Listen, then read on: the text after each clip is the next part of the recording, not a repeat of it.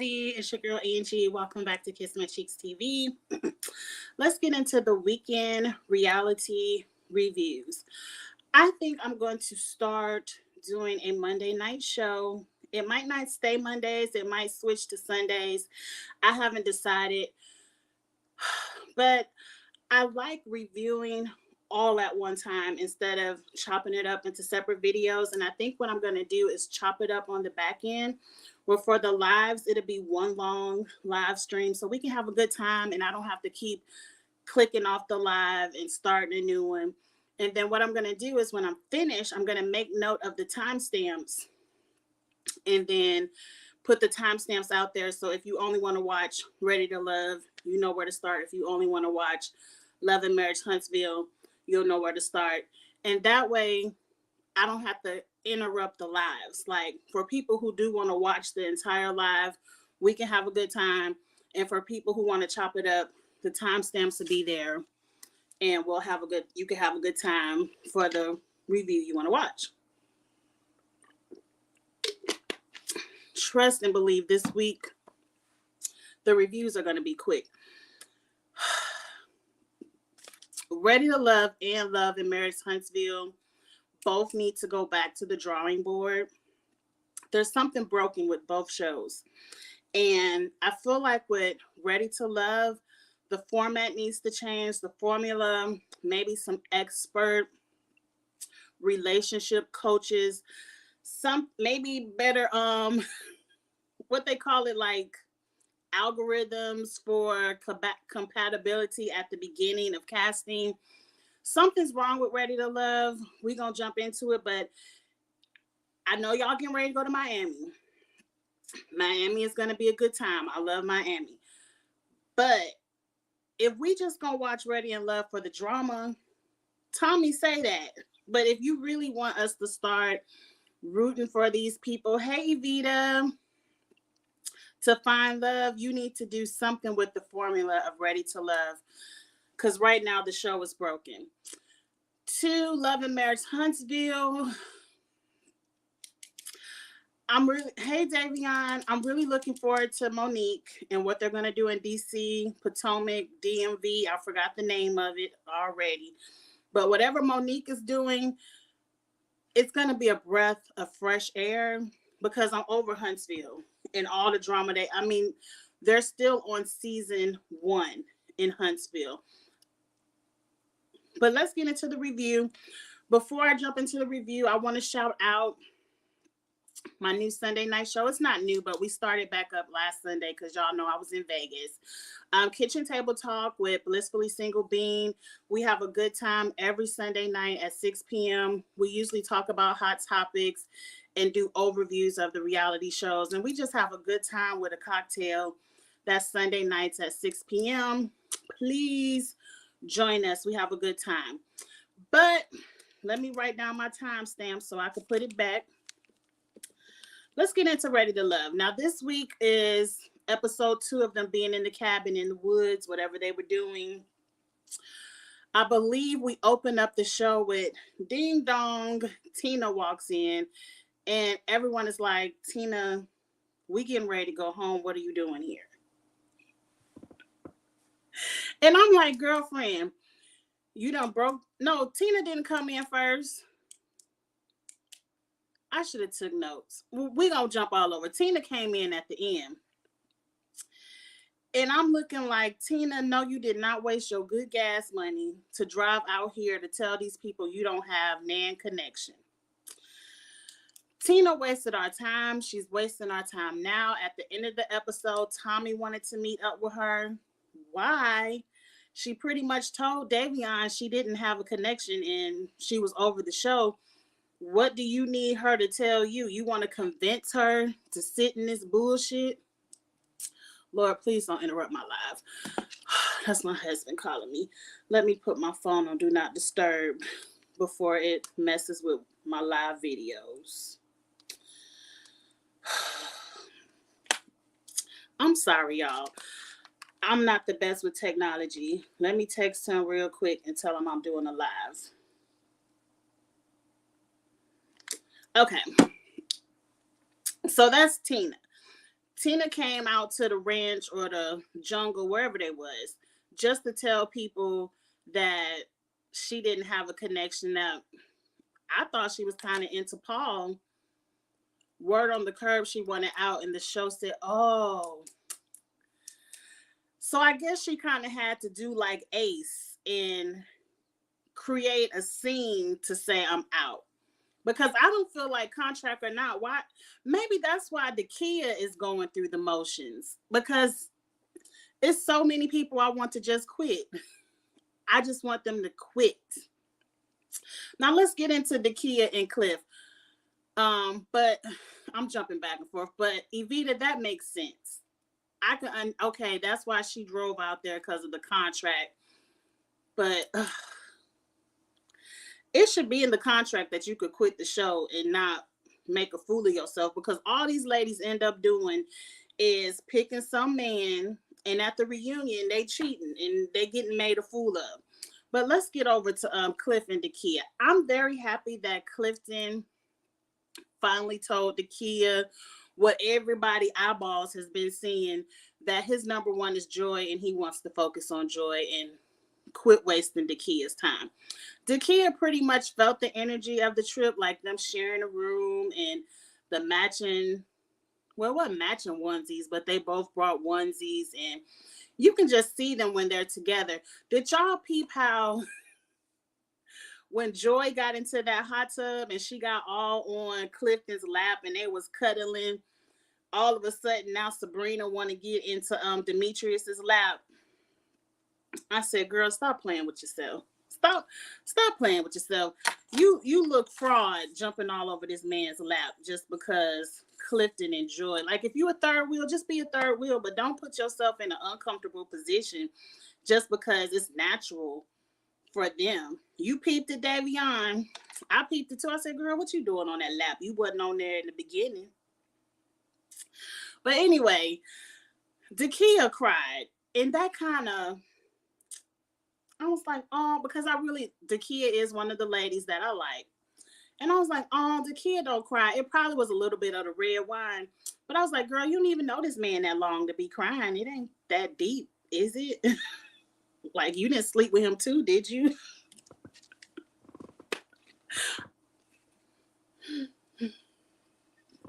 I ain't gonna say that. But so now we know for sure we have one official twosome, Clifton and Joy. Everybody else can go home. It's really nothing else I have to say about this episode. Everyone else is faking and frauding in our face. Like Dakia, they went home back to DC. Yeah, Evita, it was the wine. A little bit of it was the wine, because I'm like, girl, you ain't even kissed the man, so what you crying for? But everyone's entitled to their feelings. Demetrius could have locked Sabrina up weeks ago, though, talking about he held back because of her other connections. But isn't she holding back? Isn't Sabrina holding back? Like, isn't she the one who's like, I don't want to give 100% unless you giving 100? So at some point, somebody has to say, let's keep it 100. I don't fault Demetrius for Sabrina, because Sabrina playing games. If she wanted a man who was totally 100% into her, she should have kept Tori, because Tori made up his mind a long time ago. But no, Sabrina wants every man into her, and she wants the one to be the one to say, yeah, I don't want you. Yeah, I don't want you. So I don't care about Sabrina. Let's get into the hot shit talking of the episode. Tommy's group roundtable, which was very production led to get them to talk shit about each other, but I was here for it. I was here for all of it. I want to know what y'all think about the roundtable. Myra, you ready for the reunion? I am too. The only thing I care about at the reunion, because I know the fashions are going to be atrocious. Every reunion, it's about one or two good looks, and then everybody else look a mess. I just want to know what Clifton and Joy are up to. Because Who else do we care about? I really would like to see a reunion of all, what is this, season 5, 6, of all the seasons, just to see where, who's still together, who's like Rashid and, damn it, the lawyer girl. I'm sorry, I can't think of your name. I would like to hear updates about their relationship. You know, some people have connected with each other outside of the show. That's the kind of like, I don't even care about this season reunion. But yes, let's get into the round table. They should do this every season so we could put all the mess on the table. Forget all this telephone. Precious told me this. Paul told me that. Let's put it all on the table in everybody's face. Yes, let's get into the first thing. And I'm only going to mention the hot shit talking. I don't care about all the lovey-dovey talking. So, first hot shit talking I see. If I'm out of order, forgive me. But Carmen is in her feelings because Dakia and Paul are expressing that they went out on a date. And Carmen can't believe that Paul is saying something nice about Dakia because when they had a little private one-on-one, she says, Paul said, I need a woman that I'm attracted to and that he's not attracted to Dakia. Now, if you follow me on Twitter, you know what I said. I said, I know Carmen is lying because Dakia called her out. She was like, I don't believe nothing Carmen has to say. Mind you, if we roll the footage, Dakia has constantly talked down about, Carmen has constantly talked down about Dakia because they like the same gentleman. And Carmen gives me insecure because you got to be real insecure to put them ugly ass blue contacts in your eyes thinking it's making you look some kind of way. But that ain't the subject at hand. So I said, I believe Carmen is lying, but at the same time, I believe Paul said that shit. I believe Paul is the type of man. One, his face, when Carmen was talking, Paul's face was like, I can't believe she's saying this shit. Because if you read body language, if somebody is lying and saying something that you know you didn't say, your reaction isn't, ooh, it's like, bitch, I ain't say that shit. And he didn't do that. He gave us a guilty look, not a side eye like, what the fuck is she talking about look. So I believe Paul is the type of man who, when he's with Carmen, he likes to talk down about women. Like, yeah, you're more beautiful than the kid. Like, I believe he probably said, I don't believe he said what Carmen said. I believe Carmen put 20 on 10. But I believe Paul talks down about other women to make the woman he's in front of feel more special. And Carmen needs that because it's very clear she doesn't feel special within herself. And I loved how Dakia said classy is always in style and I prefer natural over paid for. Now, I don't diss nobody for paying for nothing.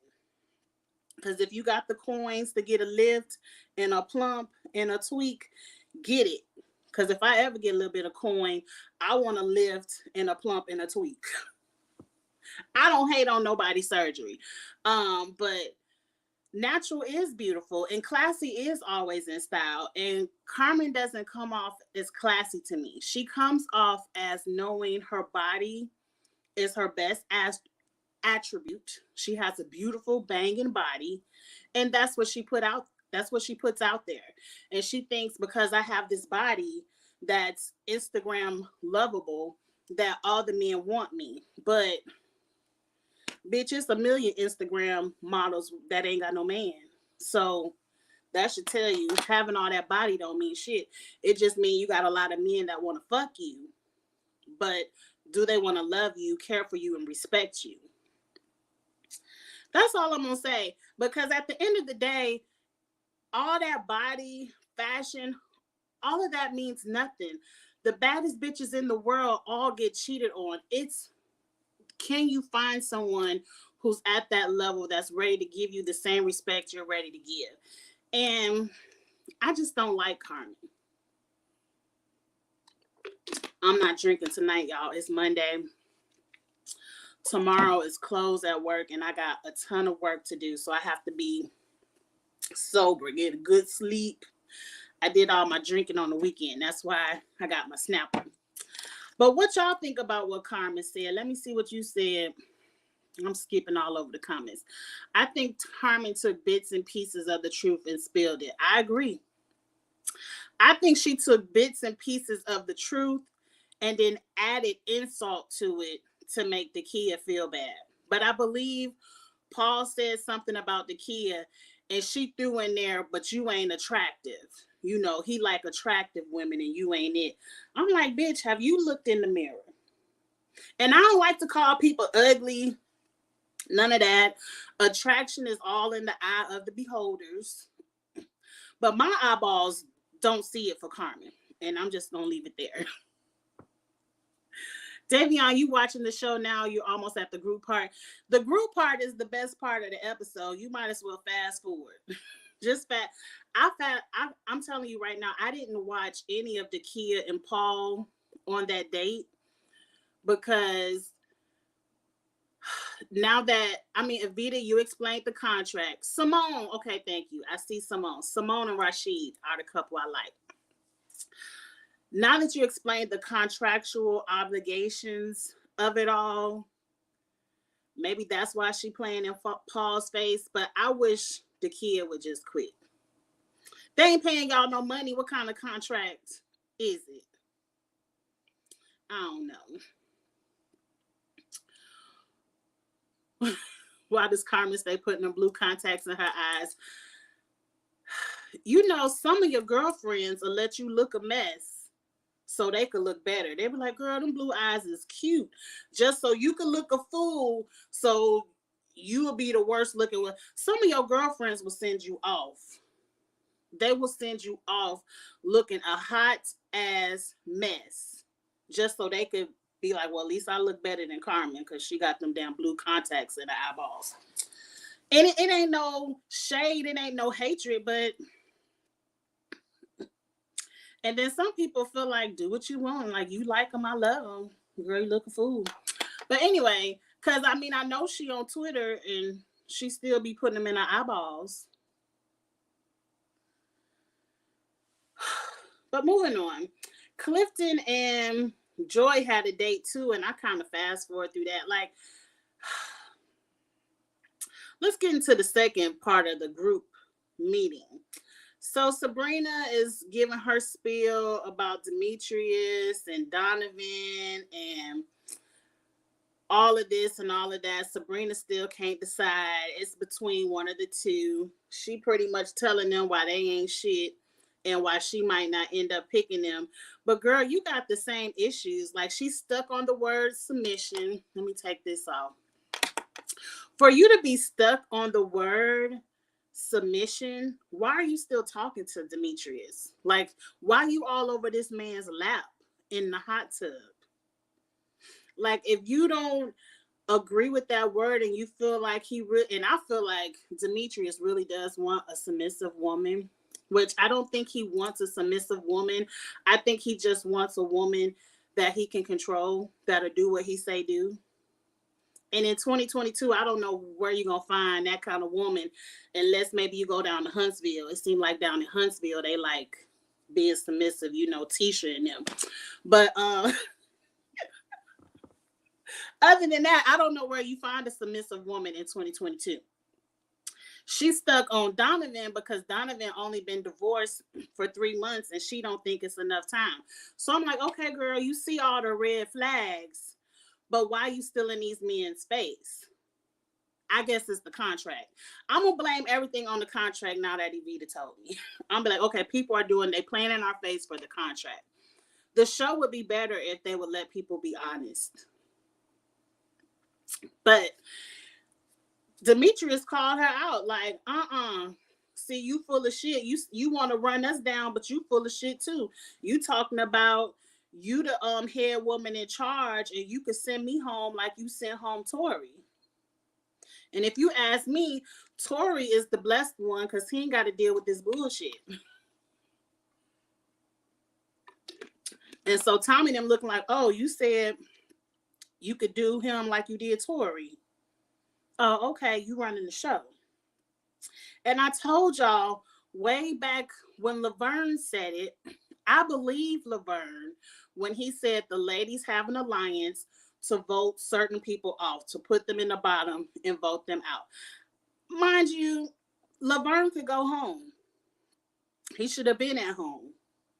I still believe what he said. I still believe all those ladies have a little alliance and they pick off who they want to pick off so their votes will stay. Because I don't see how Carmen is still here.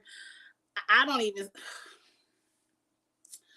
But let's get into it. So pretty much at the end of the episode, Tommy calls up Tina because they want her on camera again. And Tina ghosted Tommy, like, voicemail. Sue me. Like, what's in the contract? They aren't getting paid to do this show. So if I don't show up, you gonna take my check, but you ain't giving me a check? Are they getting paid for this?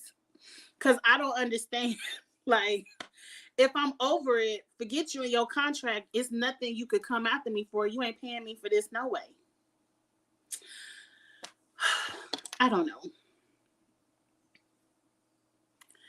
Uncle Paul had the cringe face. Yeah. And that's an old school move because you know he old. That's an old school move where you talking down the next chick.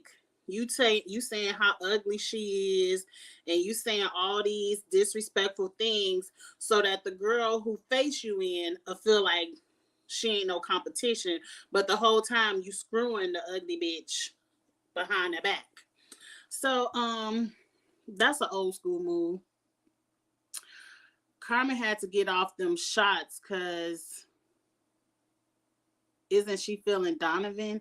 That's where I'm confused. Let me tell you what's pissing me off more than anything. Omari, you said they get paid per episode. It can't be much.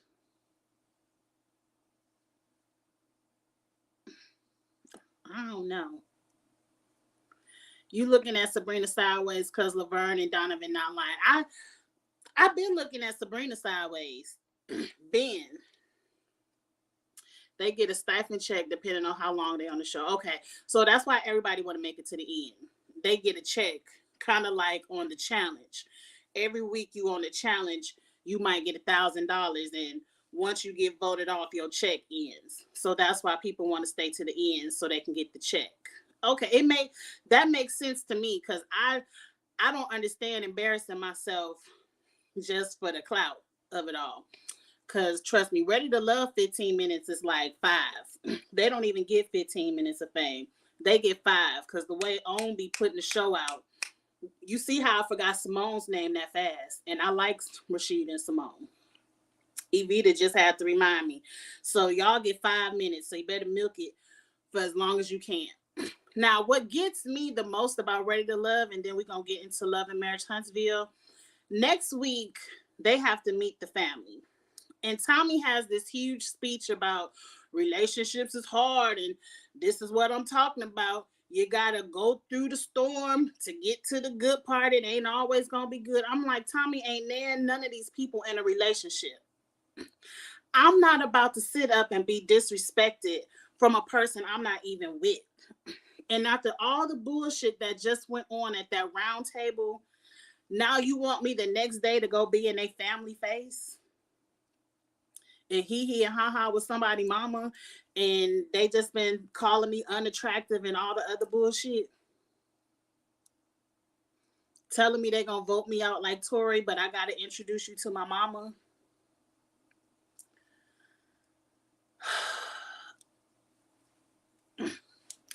I don't get it. Like the only people that should be introducing family is Joy and Clifton. Everybody else should just be sitting at home. I would prefer to see them have the conversations with each other, working out everything that we just heard at the round table. Not, I know we just got into it, but come meet my cousins. Like, That's what caught me up. I was like, when is the Ferris wheel? It's 4 of y'all left. Can we please get to the Ferris wheel and be done? But let me mark down my time again. We getting ready to get into Love and Marriage Huntsville. It was equally as boring. But Love and Marriage Huntsville. I feel like let's get the people I want to get on my permanent fast forward list out the way. Lewis and Tiffany. And let's just throw Stormy on there too. And Martell was already on the list. He number 1 on the list. They're all on my fast forward button. I told Lewis last week, don't be sitting up in front of your wife talking all this hot shit. And then when you get in front of Marceau, you start backpedaling. It's unattractive. Lewis, you're on my permanent fast forward. It's nothing else I want to hear you say, sir. Nothing else.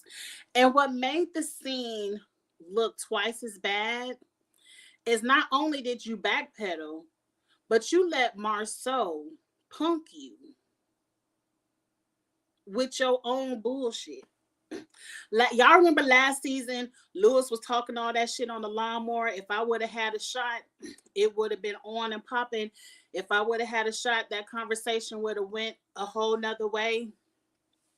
Marceau, and y'all know I don't like Marceau. You let Marceau punk you and tell you, wait, we can't have no conversation until you take a shot.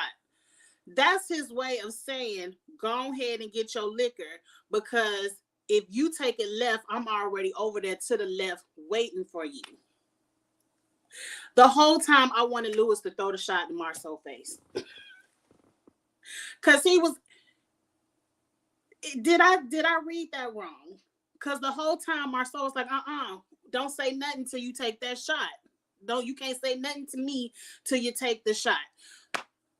He's punking you. He's already ready to go left.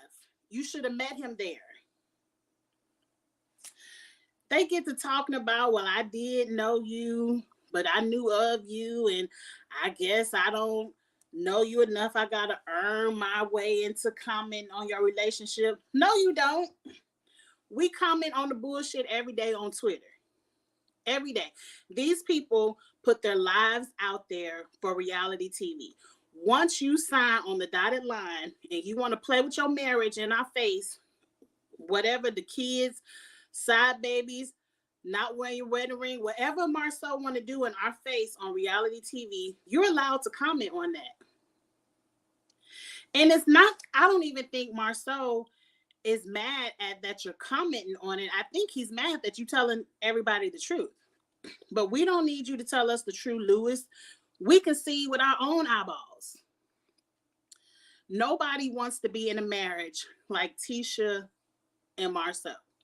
Now, if you do, more power to you. Love it how you like it. Live it how you want to live. I don't want to be nowhere near a marriage like Tisha's and Marceau's. I've never seen an example of it in my life. Every woman I know that has helped raise me, from my mom, my grandmother, my aunties, all strong, independent Black women, married, but still know how to do shit for themselves.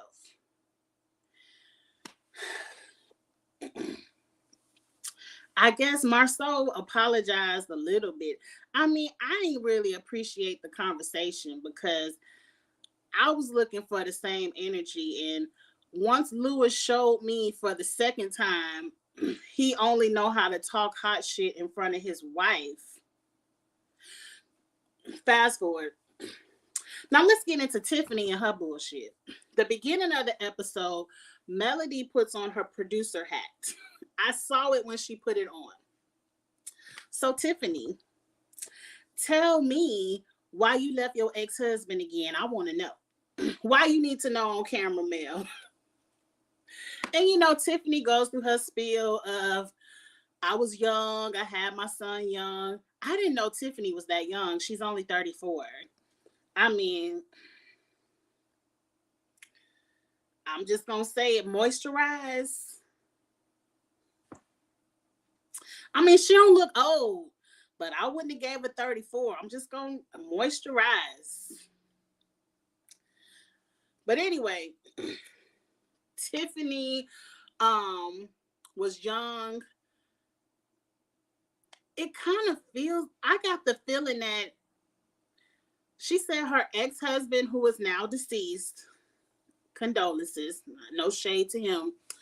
She was crying over this man like that was her soulmate. And if he had a little bit of change, a little bit of ambition about himself and wanted to make a little bit of money, she would have stayed with him. But because she had ambitions of a greater lifestyle, she had to let him go. Now, I'm not mad. I'm not mad. Finances, they say, are the number one reason that people get divorced. And I don't want to judge, but I'm going to judge. I don't want to judge, but I'm going to judge, girl. And forgive me for my judgment. And if I'm reading it wrong, put it in the comments or the chats and let me know I'm wrong. But it did feel like you left that man who you said was your soulmate.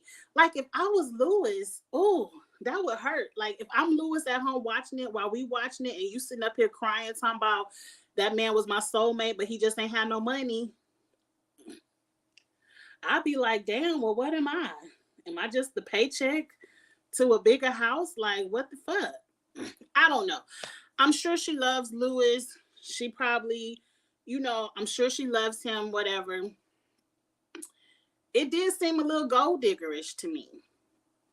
I don't know. I don't think I would. Would y'all leave y'all husband if he didn't make enough money? Like you knew he loved you, he cherished you, he was your soulmate. I know he did, Evita. I know he did. Maybe she was crying because he did. I don't know. I'm talking about as she was telling the story.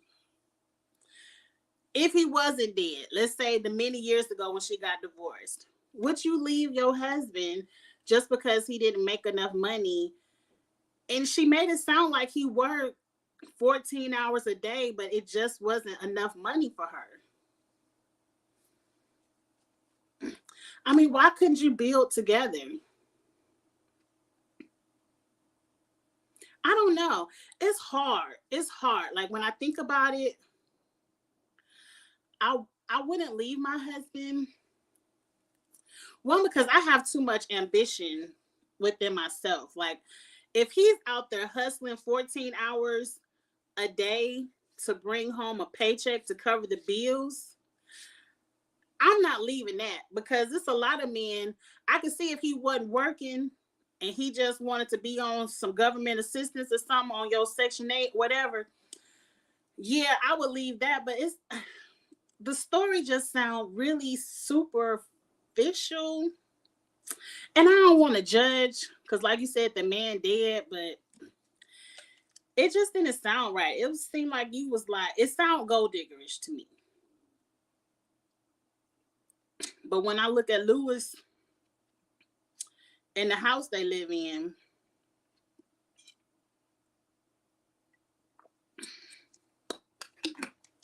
it looked like she might leave a man again. But let's move on. Let's move. I just want to know what kind of lifestyle, what level she gonna keep getting divorced to get to. I don't know. But I just don't like Tiffany. And I know she go through transparent, what she say this week, authentic. Girl, I don't need you to keep telling me your sad life stories for you to think people gonna like you. It still ain't helping. It still ain't helping. Now, Stormy, even though I don't appreciate how Stormy handled you, it still ain't make me be like, oh, Tiffany. Like, we could fast forward through Stormy and Tiffany. They just had a whole conversation to make up. And I feel like Stormy just wants to be a person that could look down her nose at people. Like, no, girl, we ain't friends, but we cool. We cool, but we ain't gonna be friends. We had a conversation, that's it. And I'm like, girl, this reality TV, y'all know y'all gonna film together. If you cool with the girl, be cool with her. If you not, don't. But don't do all this, we I, and I'm just gonna look down at you. Tiffany, you was talking too much, but I can I can start to talking too much too. I know exactly what it feels like because I'm that person, and I tell my friends all the time, if I get to rambling, be like, Angie, shut up. And I think my friends are too nice. The only one that'll do it is my best friend. That's why I know she my best friend, because she be like, girl, shut up. And then she'll start talking. But my other friends, they'll just let me ramble. They're like, girl, I'm just listening to you. I'm like, y'all tell me to shut up. If y'all want to get a word in, I get it from my mama. I get it honest. I get it very honest. But anyway, I don't like Stormy either, Evita. Episode 1, she was on the fence. And I was like, I might could deal with Stormy, but she's just here to be messy. And it's like every season, y'all bring somebody in to be messy. We don't like them, but you keep them here hoping we're going to change our mind. I don't like Stormy. And if she ain't going to come telling us a little bit more about her life, a little bit of her business, since it's a criteria for everybody to tell they sad, sad song, then she can go. She can go. Now, ain't nothing else really happened. Kimmy and Maurice came back from a vacation. Like I said, they could fire Kimmy and Maurice. And I love Kimmy. I love Kimmy down. I think she has the personality that I would love to hang around and be friends with. But Kimmy and Maurice are boring. And I'm just going to say it because it's a fact. If you don't agree, say you don't agree. But what else are they bringing to the show but carrying bones? Episode 1, we addressed the picture. Kimmy believed her man. She believed he wasn't with no linebacker, or if she believed that he was, she ain't gonna say it on TV. So let's move on. They ain't even show us but 2 or 3 pictures of Puerto Rico, so let's move on. Were they in Puerto Rico? They said old San Juan, so I assume Puerto Rico. Okay, you said the Kiki incident was funny. Let's get into the meat and potatoes of the show. Tisha confronts her cousin Kiki about telling her business to Melody, really to the nation, at the little Christmas teepee party, whatever the hell they was doing at Melody house. So, long story short, Kiki was like, well, you told my business, so I thought it was okay to, that's what we do. We tell each other business. Because you told Mel mine, so I told Mel some of yours. Fair is fair at the end of the day. But I hate taking up for Tisha.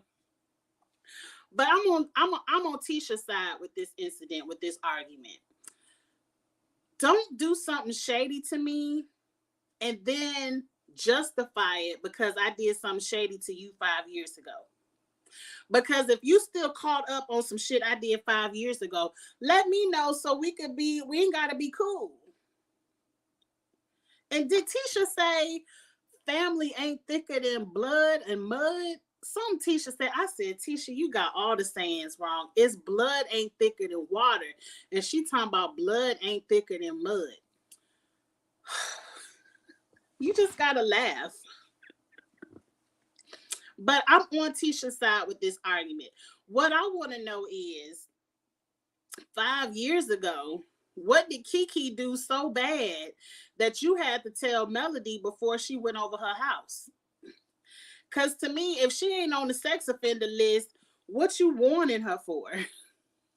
If she ain't just got out of jail for sticky fingers and you be like, Mel, count your silverware when she leave, like, what's the warning? Oh, Evita got some tea.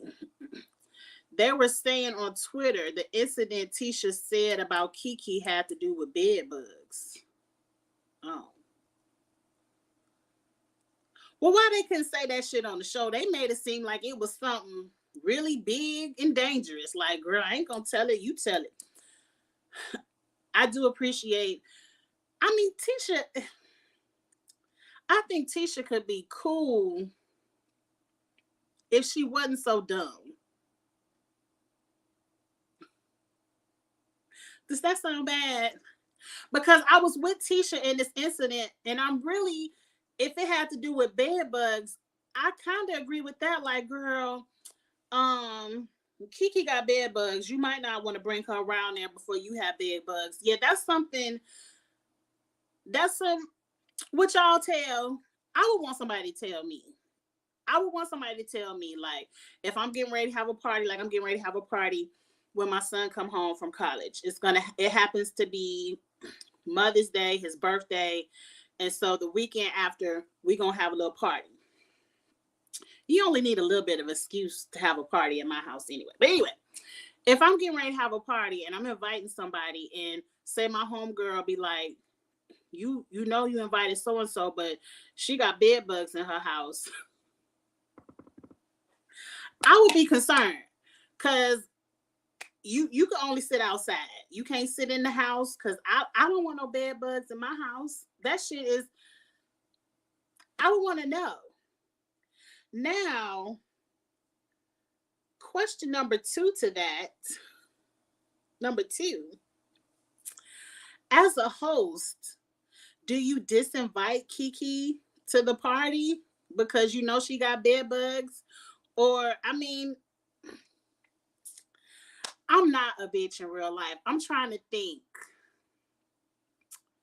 If somebody says so and so got bed bugs and they coming to your party Saturday, would I call and be, because I'm really not confrontational. Like, if you bring the confrontation to me, I'm ready to give it back. But I usually don't start shit with nobody. Am I gonna call and be like, girl, you can't come over, so and so said you had bed bugs? Do I lie and be like, girl, the party canceled, don't even worry about it? Like, what do y'all do in that situation? Yeah, you would make something up. I was like, girl, the party is canceled. Don't even worry about it. And she'd be like, oh, well, I come over anyway. We could still play spades. No, girl. You have to say something like, girl, I done broke my ankle and can't nobody come over here. I don't know. I feel like honesty would be the best policy, where you should just be like, girl, Tisha told me you got bed bugs, so you can't come. I'm sorry. Because once you get the line, and then Tisha had pissed me off because she was like, girl, I wasn't talking about you. And Kiki was like, girl, you apologized for it. So what you apologizing for?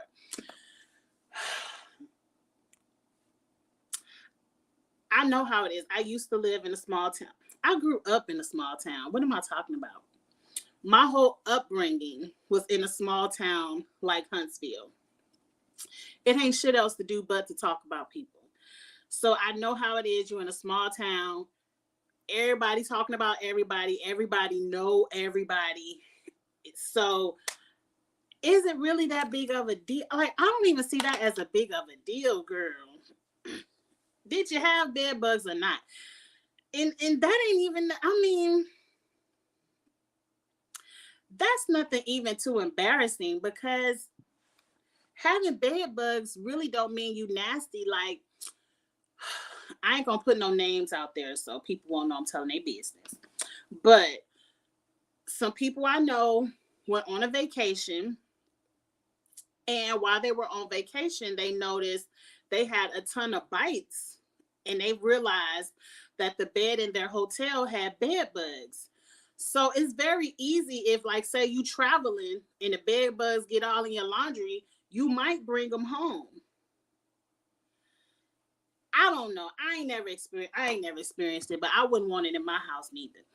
So I'm not mad at Tisha for telling, now that you told me the story.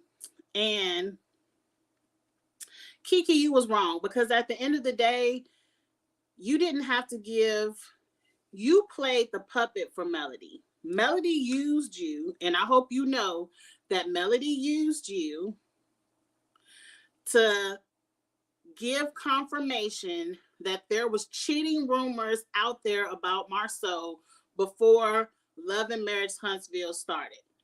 You gave it confirmation. You gave it life. You really ain't have to, girl. Melody, leave Tisha and her marriage alone. You ain't got to produce a document, a receipt. Now, woman ever have to come forward and say they had sex with Marceau while he was married to Tisha for Angie to believe that it didn't happen or that it happened. Like, I could look at Marceau and tell he's a cheater. And if by chance he's not a cheater, if by chance he has only ever had sex with Tisha since the day he said I do, I hope that's true. Even if that's a fact, the way he treats Tisha, the way he talks to her, the way he talks about her, I still wouldn't want no parts of him. So, Melody, leave Tisha and her marriage alone. Don't nobody want that. Let Tisha be over there and be happy. And you concentrate on your businesses and your family. And let's move these storylines along. Let's move them along because you said talking about bed bugs, your marriage. Your marriage.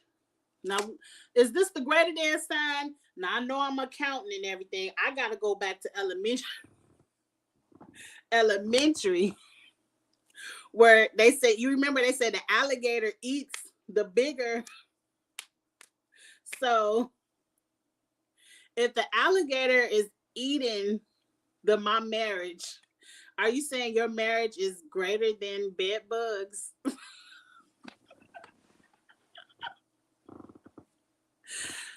Back in the day in elementary school, I used to get straight A's in math.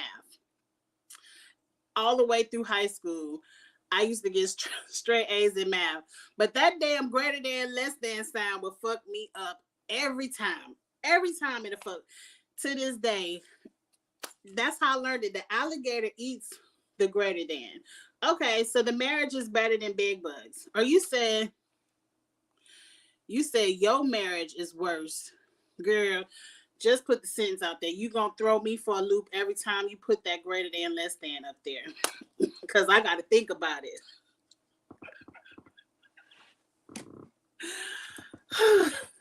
That's funny to me. Okay. That's the end of the review, y'all. I ain't got shit else to talk about. These people in Huntsville. Marceau got a cookbook out there, or Maurice, or shit, Martell. One of the M's got a cookbook coming out. And I don't care nothing about Martell. Rumor on the street, Melody going to ATL. It's enough reality shows in ATL, Melody. We got it's too many reality shows. I personally don't want to see another female ensemble cast in Atlanta. But we talked about this a little bit last night on Kitchen Table Talk. If Melody leaves Love and Marriage Huntsville, is the show dead? Is it just time to cancel it and move on to another city? And where is Bell Collective? Why they just didn't call Bell Collective Love and Marriage Jackson? And why these ladies not back on the TV? I don't know. I feel like if Melody leaves, the show is over. No one has a storyline that I'm interested in. Tisha and Marceau cannot lead the cast. I care less about Tisha and Marceau. Kimmy and Maurice are boring. Facts are facts. And Martell is number one on my fast forward list. So even if you bring Ariane on the show, they still getting fast forward. And now you just added Tiffany and Lewis to my fast forward list. And Stormy. And where the hell was Destiny this week? We know she ain't got no damn storyline, no way. I guess we just gonna wait for her to fight with Stormy, whatever episode that's coming up. But anyway, that's it, you all. I'm not gonna get on here talking way too much. I'm over reality shows from ATL. Oh my God, I forgot about Bell Collective. Yeah, I mean, the Atlanta girls run ATL. So it's, if you ain't on Real Housewives or that Married to Medicine, Love and Hip Hop, like, we done seen all the girls in Atlanta. Who Melody gonna film with? we've seen all the Atlanta girls. Melody, stay in Huntsville. If you go to Atlanta, come up with another idea. But I don't know. I really don't.